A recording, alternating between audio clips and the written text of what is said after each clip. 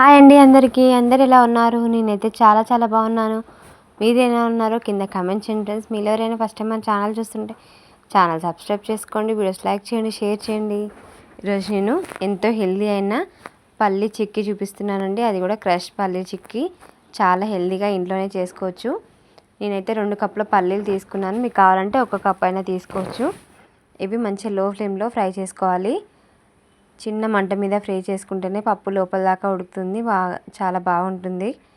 ఇవి ఇలా ఫ్రై చేసుకోవాలి మంచిగా. తర్వాత మనం అది చేసుకున్న తర్వాత ప్లేట్కైనా లేదంటే ఇలాంటి మన చాపింగ్ బోర్డు ఉంటుంది కదా, దానికి కొంచెం నెయ్యి అప్లై చేసుకొని పక్కకు పెట్టేసుకోవాలి.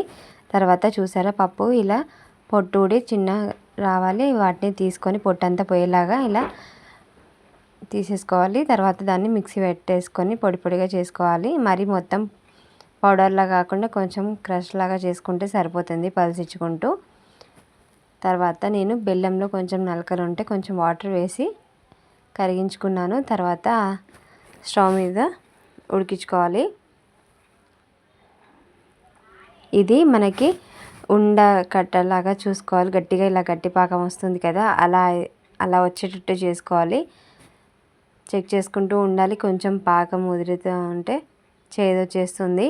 అలా కాకుండా మనం దగ్గరుండి ఇలా సౌండ్ వస్తుందా లేదా చూసుకోవాలి. అప్పుడైతేనే మనకి పర్ఫెక్ట్గా వస్తాయి, లేదంటే సాగుతూ వస్తాయి. అలా వచ్చిన తర్వాత అప్పుడు ఇలాచీ పొడి వేసుకోవాలి. తర్వాత మనం ముందుగా మిక్సీ పట్టుకున్న ఉంది కదా, అందులో వేసేసుకోవాలి పల్లీల మిశ్రమం. అందులో వేసేసుకొని స్టవ్ ఆఫ్ చేసేసుకొని మొత్తం కలుపుకోవాలి.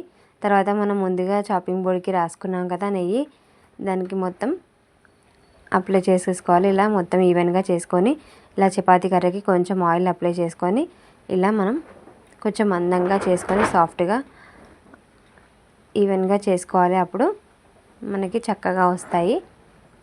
కొంచెం గోరువెచ్చగా అయినప్పుడు మనకి కొంచెం కాట్లు పెట్టేసుకుంటే ఈజీగా ఆరిపోయాక ఈజీగా మనం కట్ చేసుకోవచ్చు. ఇలా చుంచితే వచ్చేస్తాయి.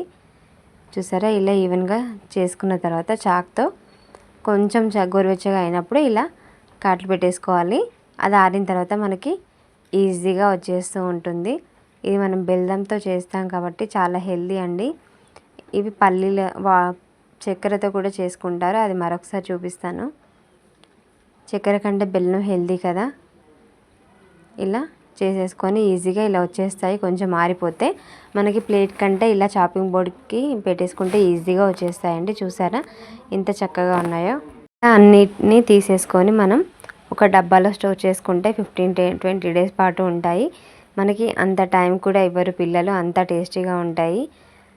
త్వరగానే అయిపోతాయి, అంత బాగుంటాయి. తప్పకుండా ఎలా వచ్చాయో ట్రై చేసి ఎలా వచ్చాయో చెప్పండి ఫ్రెండ్స్. Thanks for watching.